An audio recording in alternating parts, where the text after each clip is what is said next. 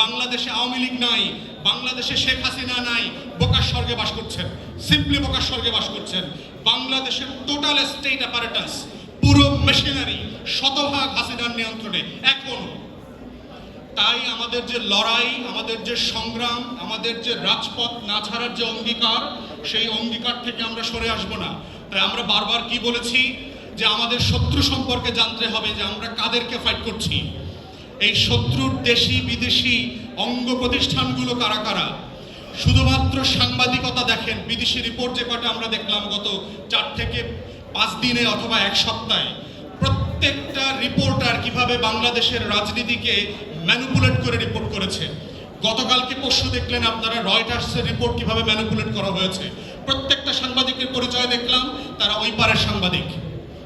অতএব বাংলাদেশে আমরা যারা স্বাধীনতা পক্ষের মানুষ, রাজপথের মানুষ, দান বলানোর মানুষ, আমাদেরকে বুঝতে হবে দেশ এখনো বদ্ধভূমিতে পরিণত হয়ে আছে, দেশ এখনো পরাধীন, দেশ এখনো শেখ হাসিনার প্রেতাত্মারা শাসন করছে। প্রত্যেকটা মিলিটারি কমান্ডিং ফোর্স এখনো হাসিনার অ্যাপয়েন্টেড আত্মীয় স্বজন, গোপালগঞ্জের লোকরা। দেখলেন কিভাবে 55 ডিভিশন গোপালগঞ্জের সেনাবাহিনীকে দিয়ে মেরে ওখানে একটা যুদ্ধাবস্থা তৈরি করেছে। সংখ্যালঘু কার্ড খেলা হচ্ছে দেখেন। মাইক দেওয়ার আগ পর্যন্ত আওয়ামী লীগ, মাইর খাওয়ার সাথে সাথে সবাই হিন্দু হয়ে গেল। কি এক আজব মাইনরিটি পলিটিক্স। প্রত্যেকটা ইন্টারন্যাশনাল মিডিয়াতে ক্ষমতায় যে আসছে বিএনপি, জামাত সহ জঙ্গি খবরা ক্ষমতায় আসবে। অতএব এই নাটকগুলো কিন্তু আমরা 2001 থেকে 6 সালে দেখেছি, 1/11-এর সময় দেখেছি। সেই নাটকের স্ক্রিপ্ট নতুন করে আবার মঞ্চস্থ হচ্ছে।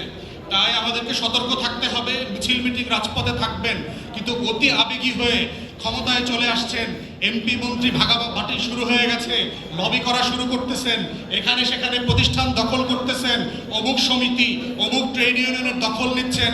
যদি এগুলো করেন, আপনারা ষড়যন্ত্র থেকে সাবধান হন। আমি বলে দিচ্ছি, এগুলো করাচ্ছে হাসিনা, করাইতেছে এই কাজগুলো আপনাদেরকে দিয়ে। মাথায় রাখেন, যারা দখলের রাজনীতি শুরু করেছেন, আমি এমনি কাঠখোট্টা টাইপের লোক, আমার অনেক বদনাম আছে, কিন্তু আপনাদেরকে সতর্ক করতেছি, যারা দখল করতেছেন তারা কিন্তু আওয়ামী লীগের পারপাস সার্ভ করতেছেন।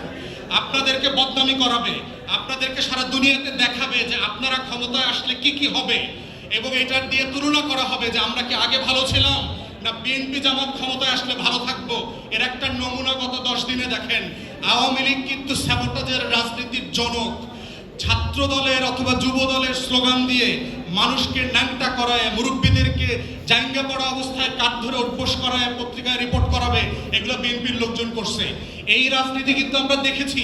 যদি আপনারা সতর্ক না হন, আপনারা যদি রাজপথে সচেতনতার সাথে বুদ্ধিভিত্তিকতা কাজে লাগায় যদি রাজনীতি না করেন, বাংলাদেশ আবার সেই 1 থেকে 6-এর ষড়যন্ত্রের তিমিরে পড়বে। আবার 1/11 হবে, আবার ডানপন্থীরা রাজনীতি থেকে বঞ্চিত হবে, ক্ষমতা থেকে বঞ্চিত হবে।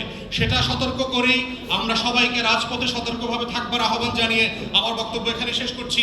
আসসালামু আলাইকুম।